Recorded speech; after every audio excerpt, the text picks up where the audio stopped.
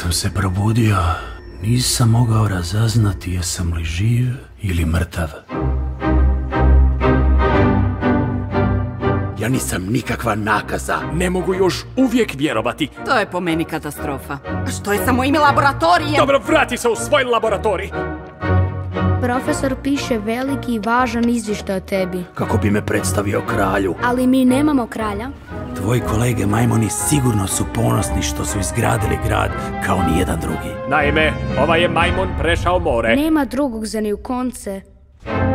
Što je to toliko na njemu nevjerojatno? On dolazi iz druge zemlje. Koja se nalazi na drugoj obali mora. Pokaži mi svoju zemlju, dječače, molim te. Zašto svi samo šute? Njihov se svijet nikad ne mijenja. Sve je uvijek isto.